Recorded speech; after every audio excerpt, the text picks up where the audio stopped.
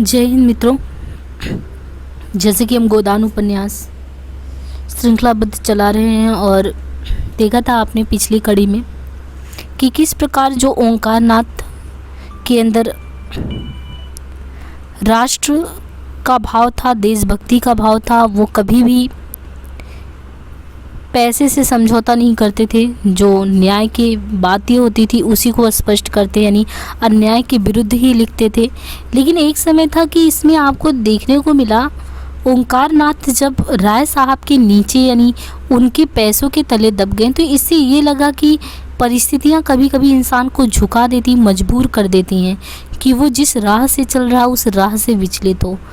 तनिक ही सही, लेकिन आपने देखा ओंकारनाथ को अपनी पत्रिका जिस बदहाली में वो चला रहे थे उसको जब लगा कि वो थोड़े अपलिफ्ट हो सकते हैं और राय साहब उन्होंने अपने पैसे से उनको दबा दिया है, तो उन्हें अपनी एक कहते नहीं कि एक अपना स्वाभिमान था उसको उनको गिरवी रखना पड़ा और वो उस पर चल पड़े।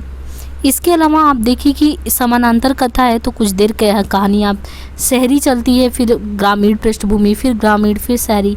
तो अब देखिए यहाँ पे जब ये हुआ तो उन्होंने कहा कि अपनी आत्मा को बहुत समझाना नहीं पड़ेगा, मतलब कि ये जो मैंने किया है ना, इस तरीके से किया है। भले ही अन्याय के एक तरीके से मैं अन्याय की पैरोकारिता किया हूँ, वैसे तो मैं न्याय के लिए लड़ता हूँ, लेकिन आज मैंने किया ऐसा।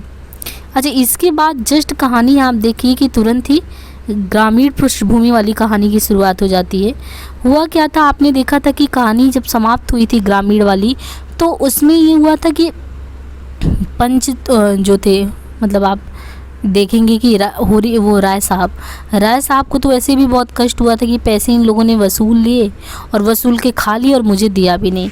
इनको ये कष्ट नहीं था कि दिक्कत होरी के साथ है, होरी को न्याय दिलाया, पर ये था कि आखिर हमारे कारकुनों ने हमसे छिपाकर पैसे ले कैसे लिए, और ले लिए तो मुझे दिए क्यों नहीं। अब गांव में ये बात फैल गई कि राय साहब ने पंचों को बुलाकर खूब डांटा और इन लोगों ने जितने रुपए वसूल किए थे वो सब इनके पेट से निकाल लिए। वो तो इन लोगों को जेल भेजवा रहे थे, लेकिन इन लोगों ने हाथ पांव जोड़े, थूक कर चाटा, तब जाके उन्होंने छोड़ा। धनिया का कलेजा शीतल हो गया कि धन्यवाद हो, ऐसे लोगों को तो क्या करना चाहिए, चप्पल पड़ना ही चाहिए। गांव में घूम घूम कर पंचों को लज्जित करती फिरती रहती थी धनिया। आदमी ना सुने गरीबों की पुकार, भगवान तो सुनते ही है ना। लोगों ने सोचा था इनसे डांड लेकर मज़े से फुलौड़ियाँ खाएंगे। भगवान ने ऐसा तमाचा लगाया कि फुलौड़ियाँ मुँह से निकल पड़ी। धनिया को फिर मज़ा आ गया कि चलो भाई, इतना हमको सताए थे और ये जो राय साहब ने किया मेरे को ही फेवर करके कहा, नहीं किया तो भगवान के रूप में किया। एक के दो भर, मतलब बताएगी कि एक के दो भरने पड़े। अब चाटो मेरा मकान लेकर, अब समझ में आया। मगर बैलों के बिना खेती कैसी हो। अब देखिए भोला राम तो इनका खेत उजाड़ चुके थे, इनके बैलों को लेके जा चुके थे, मगर बैलों के बिना अगर खेती होती तो होती कैसे।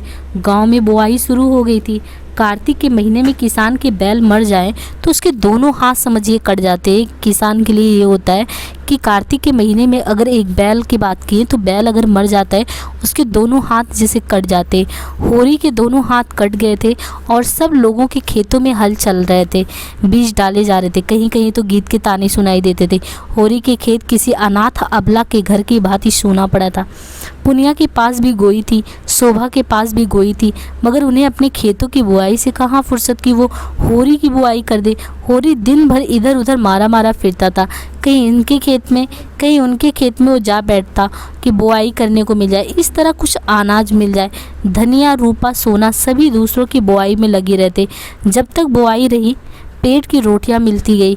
विशेष कष्ट तो नहीं हुआ, मानसिक वेदना तो अवश्य होती थी, पर खाने भर को मिल जाता था। रात को नित्य स्त्री पुरुष में थोड़ी सी लड़ाई हो ही जाती थी। यहाँ तक कि कार्तिक का महीना बीत भी गया, गांव में मजूरी मिलने भी लगी, और लेकिन इनके लिए कठिनाई हो गई क्योंकि अब सारा दारोमदार ऊपर था जो खेतों में खड़ी थी। तो बताया कि अब देखिए इनके पास वो नहीं है, गाय नहीं है, खेती कैसे करें, बैल नहीं है, सभी लोग कर रहे हैं। रात का समय था, सर्दी खूब पड़ रही थी। होरी के घर में आज कुछ खाने को नहीं थे। दिन को तो थोड़ा सा भुना हुआ मटर मिल गया था, पर इस वक्त उसके घर पे चूल्हा नहीं जला था। और जो रूपा थी भूख के मारे व्याकुल भी है और द्वार पर जलाने के कौड़े भी नहीं है। घर में जब अनाज का एक दाना भी नहीं है तो क्या मांगे क्या कहे। जब भूख ना सही गई तो आग मांगने के बहाने फिर पुनिया के घर गई। पुनिया बाजरे की रोटियां और भतुए का साग पका रही थी। सुकन से रूपा के मुंह में पानी भरा है। पुनिया ने पूछा, क्या अभी तेरे घर आग नहीं जली क्या रे? रूपा ने दीनता से कहा, आज तो घर में कुछ था ही नहीं, आग कहाँ से जलता? तो फिर आग काहे को मांगने आई है? दादा तम्बाकू पियेंगे? पुनिया ने उपले की आग उनकी ओर फेंक दी, मगर रूपा ने आग उठाई नहीं और समीप जाकर बोली, तुम्हारी रोटियां महक रही है काकी, मुझे बाजरे की रोटी बहुत अच्छी लगती। पुनिया ने मुस्कुरा कर पूछा, खाएगी? अम्मा डांटेंगी। अम्मा से कौन कहने जाएगा। रूपा ने पेट भर रोटियां खाई और झूठे मुंह भागी हुई घर को चली आई। होरी मन मारे बैठा था कि पंडित दाता दीन ने जाकर पुकारा। होरी की छाती धड़कने लगी, क्या कोई नई विपत्ति आने वाली है क्या? आकर उनके चरण छुए और कौड़े के सामने उनके लिए माची रख दी। दाता दीन ने बैठते हुए अनुग्रह भाव से कहा, अब की तो तुम्हारे खेत पड़ती पड़ गए होरी। तुमने गाँव में किसी से कुछ कहा क्यों नहीं कहा? मतलब कुछ कहा नहीं कहा? भोला की मजाल थी कि तुम्हारे द्वार से वो बैल खोल ले जाता, यही लाश गिरा देते। मैं तुमसे जनेऊ, मतलब वो कहते कि मैं तुमसे जनेऊ हाथ में लेकर कहता हूँ होरी, मैंने तुम्हारे ऊपर डांड न लगाया था। धनिया मुझे नाहक बदनाम करती फिरती रहती। ये लाला पटेश्वरी और झुंगरी सिंह की कारस्तानी है। मैं तो लोगों के कहने से पंचायत में बैठ भर गया था, वो लोग तो और इसका कड़ा दंड लगा रहे थे। मैंने कह सुन के कम कराया, मगर अब सब जने सिर पर हाथ धरे रो रहे हैं। समझे थे यहाँ उन्हीं का राज है, ये नहीं जानते थे कि गाँव का राजा कोई और है। तो अब अपने खेतों की बुआई का क्या इंतजाम तुम कर रहे हो? होरी ने करुण कंठ से कहा, क्या बताऊँ महाराज, पढ़ती रहेंगी। ये तो बड़ा अनर्थ होगा ना कि पढ़ती रहेंगे। भगवान की यही इच्छा है तो अपना क्या बस। मेरे देखते तुम्हारे खेत पड़ती कैसे रहेंगे? अब दाता दीन समझा रहे हैं कि मेरे रहते हुए तुम्हारे खेत पड़ती कैसे हो सकते हैं। कल मैं तुम्हारी बुआई करा दूंगा। अभी खेत में कुछ तरी है, उपज 10 दिन पीछे होगी, इसके सिवा और कोई बात नहीं। हमारा तुम्हारा आधा साझा रहेगा, इसमें ना तुम्हें कोई टोटा है ना मुझे। मैंने आज बैठे बैठे सोचा तो चित्त बड़ा दुखी हुआ कि जूते जुताए खेत पड़ती रह जाए। होरी सोच में पड़ गया। चौमासी भर इन खेतों में खाद डाली, जोता, और आज केवल और केवल बुआई के लिए आधी फसल देनी पड़ रही है। मुझ पर एहसान कैसा जता रहा है ये व्यक्ति। लेकिन इससे तो अच्छा यही है ना कि खेत पड़ती पड़ जाए और कुछ ना मिलेगा, लगान तो निकल ही आएगा। नहीं, अब की बेबाकी ना हुई तो बेदखली आई धरी है। उसने प्रस्ताव स्वीकार कर लिया। दाता दीन प्रसन्न होकर बोले, तो चलो मैं अभी बीज तौल देता हूँ, जिसमें सवेरे का झंझट ही नहीं रहे। रोटी तो खा ही ली है ना। होरी ने लजाते हुए आज घर में चूल्हा न जलने की कथा कही। दाता दीन ने मीठे उल्हाने के भाव से कहा, तुम्हारे घर में चूल्हा नहीं जला और तुमने मुझसे कहा भी नहीं। हम तुम्हारे बैरी तो नहीं है, इसी बात पर तुमसे मेरा जी कुड़ता। रे भले आदमी, इसमें लाज शर्म की कौन बात है? हम सब एक ही तो हैं। तुम शूद्र हुए तो क्या, हम ब्राह्मण हुए तो क्या है? सब एक ही घर के हैं, दिन सबके बराबर नहीं जाते। कौन जाने कल मेरे ही ऊपर कोई संकट आ पड़े तो मैं तुमसे अपना दुख ना कहूँगा तो किससे कहूँगा? अच्छा जो हुआ, चलो बेंगी के साथ तुम्हें मन दो मन अनाज खाने को मैं तौल देता हूँ। आधे घंटे में होरी मन भर जौ का टोकरा सिर पर रखे आया और घर की चक्की चलने लगी। धनिया रोती थी और साहस के साथ जौ पीसती थी। भगवान उसे किस कुकर्म का यह दंड दे रहा है। दूसरे दिन से बुआई शुरू हुई। होरी का सारा परिवार इस तरह काम में जुटा हुआ था मानो सब कुछ अपना ही है।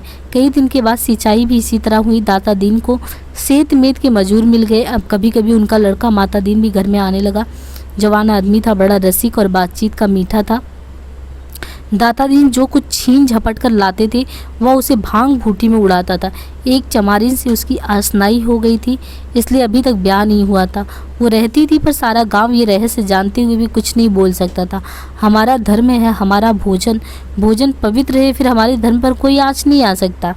तो ये उनके संदर्भ में कहा गया है कि देखिए, पंडित जो दाता दीन हैं उनके बेटे माता दीन ने उनके संदर्भ में कहा गया कि हमारा धर्म है, हमारा भोजन पवित्र है, फिर हमारे धर्म पर कोई आँच नहीं आ सकती। रोटियां जो है ढाल बनकर अधर्म से हमारी रक्षा करती हैं। अब साझी की खेती होने से माता दीन को झुनिया से बातचीत करने का अवसर मिलेगा। अभी ये हुआ कि वो लोग उन्हीं के खेत में ही समझिए कि एक नौकर की भांति काम करने लगे। अपने ही खेत में आधे आधे बंटवारे की बात हुई और एक तरीके से जो झुनिया धनिया का पूरा परिवार, उनकी दोनों बेटियां, उनकी बहू, सब लोग उसी खेत में दिन भर काम करने लगे। क्योंकि इनका खेत तो पड़ती नहीं तो पड़ जाता, क्योंकि बैल को तो भोला लेके चला गया था। अब ये लोग एक नौकर की भांति काम करते थे। और इनका बेटा जो था माता दीन, वो भी कम नहीं था, वो दुष्टी प्रवृत्ति का था। वो जब देखता कि झुनिया जो थी, झुनिया क्योंकि गोबर तो छोड़ के झुनिया को चला गया था, तो झुनिया से वो बातचीत करने का अवसर ढूंढने लगा। वो ऐसे दांव से आता जब घर में झुनिया के सिवा और कोई नहीं होता, कभी किसी बहाने से कभी किसी बहाने से। जुनिया रूपवती तो नहीं थी लेकिन जवान थी और उसकी चमारिन प्रेमिका से अच्छी भी थी। कुछ दिन शहर में रह चुकी थी, पहनना ओढ़ना बोलना चालना सब था, लज्जाशील भी थी। स्त्री को बताया गया कि स्त्री का सबसे बड़ा आकर्षण है माता दीन। कभी कभी उसके बच्चे को गोद में उठा लेता और प्यार करता। जुनिया निहाल हो जाती। एक दिन उसने जुनिया से कहा, तुम क्या देखकर गोबर के साथ आई जूना? जुनिया ने लजाते हुए कहा, भाग खींच लाया महाराज, और क्या कहूँ। माता दीन दुखी मन से बोला, बड़ा बेवफा आदमी है, तुम जैसी लक्ष्मी को छोड़कर न जाने कहाँ मारा मारा फिर रहा है। चंचल स्वभाव का आदमी है, इसी से मुझे शंका होती कि कहीं और न फंस गया हो। ऐसे आदमियों को तो गोली मार देना चाहिए। आदमी का धर्म है जिसकी बाह पकड़े उसे निभाए। ये क्या कि ये आदमी मतलब कि वो समझा रहा है, माता दीन इनको समझा रहा है कि ये क्या कि एक आदमी की ज़िंदगी ख़राब कर दी और आप दूसरा घर ताकने लगे। युवती रोने लगी। माता दी ने इधर उधर ताक कर उसका हाथ पकड़ लिया और समझाने लगा, तुम उसकी क्यों परवाह करती हो जूना? चला गया चला जाने दो। तुम्हारे लिए किस बात की कमी? रुपए पैसे गहना कपड़ा जो चाहे मुझसे ले लो। जूनिया ने धीरे से हाथ छुड़ा लिया और पीछे हटकर बोली, सब तुम्हारी दया है महाराज, मैं तो कहीं की नहीं रही। घर से भी गई यहाँ से भी गई, न माया मिली न राम ही हाथा है। दुनिया का रंग ढंग ना जानती थी, इसकी मीठी मीठी बातें सुनकर जाल में फंस गई। माता दी ने गोबर की बुराई करना शुरू कर दी। वो तो निरा लफंगा था, घर का ना घाट का। अब ये समझा रहे हैं, खुद एक को बिठाए हैं और वो उनको अपनी याद नहीं है। वो तो निरा लफंगा है, घर का ना घाट का। जब देखो माँ बाप से लड़ाई, कहीं पैसे पा जाए चट जुआ खेल डालेगा। चरस और गांजे में उसकी जान बसती थी। सोहदों के साथ घूमना, बहू बेटियों को छेड़ना, यही तो उसका काम था। थानेदार साहब बदमाशी में उसका चालान करने वाले थे। हम लोगों ने बहुत खुशामद की तो जाकर उसको छोड़ दिया था। दूसरों के खेत खलिहान से अनाज उड़ा लिया करता था। कई बार तो खुद उसी ने पकड़ा पर गांव घर समझकर छोड़ दिया। मतलब सोना ने बाहर आकर कहा, भाभी अम्मा ने कहा है कि अनाज निकाल कर धूप में डाल दो, नहीं तो चोकर बहुत निकलेगा। पंडित ने जैसे बखार में पानी डाल दिया और माता दी ने अपनी सफाई दी। मालूम होता है तेरे घर बरसात नहीं हुई, चौमासे में लकड़ी तक गीली हो जाती है, अनाज तो अनाज ही है। ये कहता हुआ वो बाहर चला गया। सोना ने आकर उसका खेल बिगाड़ दिया। सोना ने जुनिया से पूछा, माता दिन क्या करने आया था तुम्हारे पास? सोना यानी वही बड़ी लड़की, तो सोना की भाभी हो गई जुनिया। जुनिया ने माथा सिकोड़कर कहा, पगैया मांग रहे थे, मैंने कह दिया ये पगैया नहीं है, ये सब बहाना है, बड़ा ख़राब आदमी है वो, मुझे तो बड़ा भला आदमी लगता है, क्या खराबी है उसमें? मतलब ये कहती जुनिया, तुम नहीं जानती, सिलिया चमारिन को रखा हुआ है तो इसी से खराब आदमी हो गया वो। और काहे से आदमी खराब कहा जाता है? तुम्हारे भैया तो मुझे लाए, वो भी तो खराब आदमी है। सोना ने इसका जवाब ना देकर कहा, मेरे घर में फिर कभी आएगा तो दुत्कार दूंगी, और जो उससे तुम्हारा ब्याह हो जाए तो। इन्होंने कहा कि अगर तुम्हारा उससे ब्याह करा दूँ तो। मजाक में सोना लजा गई, तुम तो भाभी गाली देती हो। क्यों, इसमें गाली की क्या बात है? मुझसे बोले तो मुँह झुलसा दूँ? तो क्या तुम्हारा ब्याह किसी देवता से होगा? गांव में ऐसा सुंदर सजीला जवान दूसरा कौन है? तो तुम चली जाओ उसके साथ, सिलिया से लाख दर्जे अच्छी हो। मैं क्यों चली जाऊं? मैं तो एक के साथ चली आई, अच्छा या बुरा। तो मैं भी जिसके साथ ब्याह होगा उसी के साथ जाऊंगी, अच्छा हो या बुरा। और जो किस बूढ़े के साथ ब्याह हो गया तो। सोना हंसी, मैं उसके लिए नरम नरम रोटियां पकाऊंगी, उसकी दवाइयाँ कुट छानूंगी, उसे हाथ पकड़ कर उठाऊंगी। जब मर जाएगा तो मुँह ढाँप कर रोऊंगी। और जो किसी जवान के साथ हुआ तब तुम्हारा सिर हाँ नहीं तो। अच्छा बताओ, तुम्हें बूढ़ा अच्छा लगता है? तो इन लोगों की बात आराम से चलती है। तो कहते कि नहीं, देव करे तुम्हारा ब्याह किसी बूढ़े से ही हो जाए, तो देखो तुम उसे कैसे चाहती हो, तब मनाऊंगी किसी तरह। इन्हीं घोड़ा मर जाए तो किसी जवान को लेकर बैठ जाओ, मुझे तो उस बूढ़े पर दया है। इस साल इधर एक शक्कर का मिल खुल गया था। उसके कारिंदे और दलाल गांव-गांव घूमकर किसानों की खड़ी ऊख मोल ले लेते थे। वही मील था जो मिस्टर खन्ना ने खोला था। तो ये देखिए गांव में, क्योंकि गांव शहर से बहुत ज़्यादा दूर नहीं था, सिमरी बेलारी, और ये लोग जो भी था मतलब कि गन्ना तो कहीं खेत से ही लेंगे ना डायरेक्ट, मिल में कोई भी काम होगा। तो इस साल इधर एक शक्कर का जब मिल खुल गया तो उसके कारिंदे और दलाल गांव-गांव घूमकर किसानों की खड़ी जो ऊख रहती उसको मोल ले लेते थे। वही मिल था जो मिस्टर खन्ना ने खोला था। एक दिन उसका कारिंदा इस गांव में भी आया। किसानों ने जो उससे महावताव किया तो मालूम हुआ कि गुड़ बनाने में कोई बचत नहीं है। जब घर में ऊख पेर कर भी यही दाम मिलता है तो पेरने की मेहनत क्यों उठाई जाए। सारा गांव खड़ी ऊख बेचने को तैयार हो गया। अगर कुछ कम भी मिले तो परवाह नहीं, तत्काल तो मिलेगा। किसी को बैल लेना था, किसी को बाकी चुकाना था, कोई महाजन से गला छुड़ाना चाहता था, होरी को बैलों की गोई लेनी थी। अब की ऊख की पैदावार अच्छी नहीं थी, इसलिए ये डर था कि माल नहीं पड़ेगा। और जब गुड़ के भाव मिल को चीनी मिलेगी तो गुड़ लेगा ही कौन। सभी ने बयाने ले लिए। होरी को कम से कम 100 रुपये की आशा थी, इसमें एक मामूली गोई आ जाएगी, लेकिन महाजनों को क्या करे। दादा दीन, मंगरू, दुलारी, झुमरी सिंह सभी तो प्राण खा रहे थे। अगर महाजनों को देने लगेगा तो 100 रुपये सूद भर की भी नहीं होगा। कोई ऐसी जुगत ना सूझती थी कि ऊख के रुपए हाथ आ जाए, और किसी को खबर भी नहीं थी। जब बैल घर आ जाएंगे तो कोई क्या कर लेगा, गाड़ी लगे देगी तो सारा गांव देखेगा। ऐसी तौल पर जो रुपए मिलेंगे वो सबको मालूम हो ही जाएंगे। संभव है कि मंगरू और दाता दीन हमारे साथ साथ रहे। इधर रुपए मिले, उधर उन्होंने गर्दन पकड़ी। शाम को गिरधर ने पूछा, तुम्हारी ऊख कब तक जाएगी होरी काका? होरी ने झांसा दिया, अभी तो कुछ ठीक नहीं है भाई, तुम कब तक ले जाओगे? गिरधर ने भी झांसा दिया, अभी तो मेरा भी कुछ ठीक नहीं है। और लोग भी इसी तरह का उड़न खैया बता देते। किसी को किसी पर विश्वास ही नहीं था पूरे गांव में। झुमरी सिंह के सभी ऋणियाँ थे और उनकी सभी यही इच्छा थी कि झुमरी सिंह के हाथ रुपए न पड़ने पाए। वे सबका सब हजम कर जाएंगे और जब दूसरे दिन आसामी फिर रुपए मांगने आएंगे तो फिर नया कागज़, नया नजराना। दूसरे दिन शोभा आकर बोला, दादा कोई ऐसा उपाय करो कि झुमरी को हैजा हो जाए, ऐसा गिरे कि फिर ना उठे। होरी ने मुस्कुरा कर कहा, क्यों, उसके बाल बच्चे नहीं हैं क्या? उसके बाल बच्चे को देखेंगी, अपने बाल बच्चों को देखी, वो तो 2-2 मेहरियों को आराम से रखता है। यहाँ तो एक की रूखी रोटी भी मैसर नहीं, सारी जमा ले लेगा, एक पैसा भी घर नहीं लाने देता। मेरी तो हालत और भी ख़राब है भाई, अगर रुपये हाथ से निकल गए तो तबाह हो जाऊँगा। गोई के बिना तो काम नहीं चलेगा। अभी तो 2-3 दिन ऊख ढोते लगेंगे। जो ही सारी ऊख पहुंच जाएगा, जमादार से कहेंगे भैया कुछ ले लो, मगर ऊख चटपट तौल दो, दाम पीछे देना। इधर झुमरी से कह देंगे अभी रुपए नहीं मिले। होरी ने विचार करके कहा, झुमरी सिंह हमसे तुमसे कई गुना चतुर है शोभा, जाकर मुनीम से मिलेगा और उसी से रुपए ले लेगा। हम तुम ताकते रह जाएंगे। जिस खन्ना बाबू का मिल है उन्हीं खन्ना बाबू की महाजनी कोठी भी है, दोनों एक है। शोभा निराश होकर बोला, ना जाने इन महाजनों से कब गला छूटेगा। देखिए इतने त्रस्त हैं ये लोग। शोभा खुद निराश होकर कहता है कि ना जाने इन महाजनों से हम लोग का कब गला छूटेगा। इतना डर कि अपनी ही खेती करें, पैसा अपने ही हाथ में कभी नहीं आता। होरी बोला, इस जन्म में तो कोई उम्मीद नहीं है भाई, हम राज नहीं चाहते, भोग विलास तक नहीं चाहते, खाली मोटा झोटा पहनना और मोटा झोटा खाना और मर्जाद के साथ रहना ही तो चाहते हैं, वो भी नहीं सद रहा है। शोभा ने धूर्तता के साथ कहा, मैं तो दादा इन सबको अब की चकमा दूंगा, जमादार को कुछ दे दिलाकर इस बात पर राजी कर लूँगा कि रुपए के लिए हमें खूब दौड़ाए। झुंगरी कहाँ तक दौड़ेंगे? होरी ने हंसकर कहा, ये सब कुछ नहीं होगा भैया, कुशल इसी में है कि झुंगरी सिंह के हाथ पाँव जोड़ो, हम जाल में फंसे हुए, जितना ही फड़फड़ाओगे उतना ही और झगड़ते जाओगे। तुम तो दादा बूढ़ों की सी बातें कर रहे हो, कटघरे में फंसे बैठे रहना तो कायरता है ना, फंदा और जकड़ जाए बला से, पर गला छुड़ाने के लिए जोर तो लगाना चाहिए ना। यही तो होगा कि झुंगरी घर द्वार नीलाम करा देंगे। करा ले नीलाम, मैं तो चाहता हूँ कि हमें कोई रुपए ना दे, हमें भूखे मरने दे, लाते खाने दे, एक पैसा भी उधार ना दे। लेकिन पैसा वाले उधार ना दे तो सूद कहाँ से पाएं?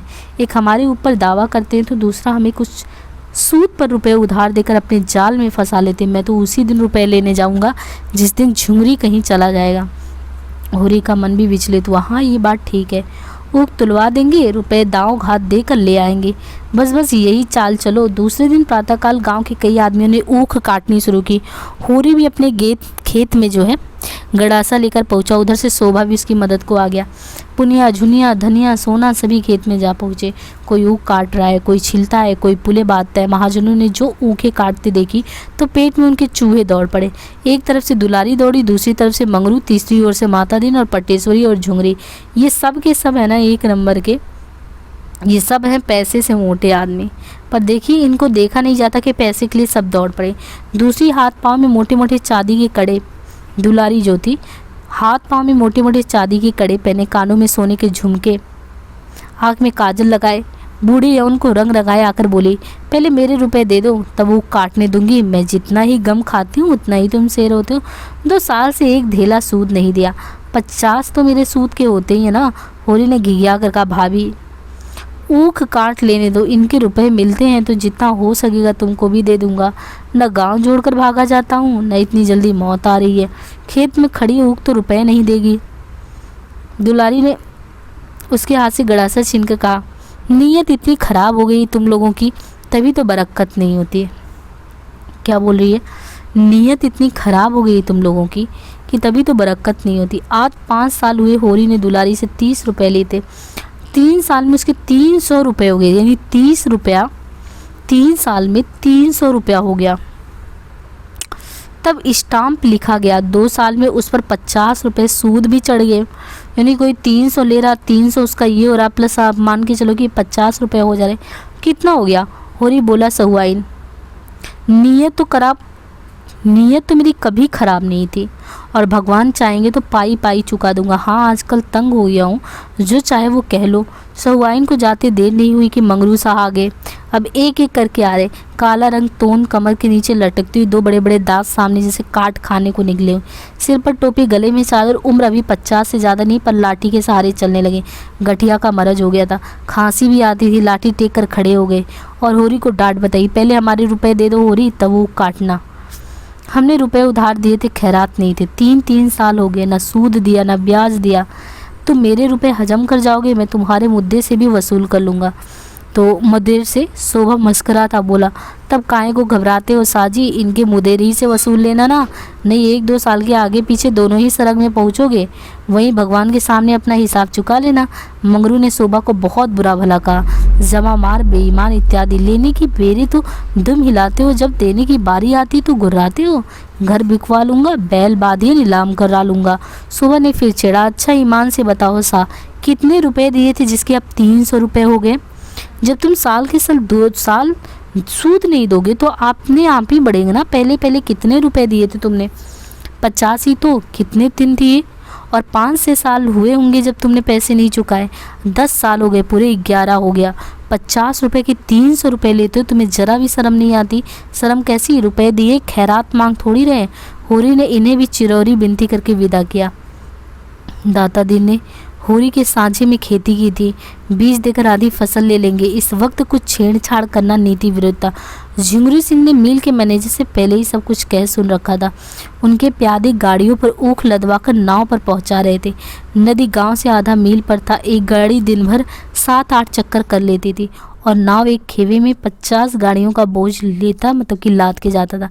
इस तरह किफ़ायत पड़ती थी। इस सुविधा का इंतजाम करके झिंगुरी सिंह ने सारे इलाके को एहसान से दबा दिया था।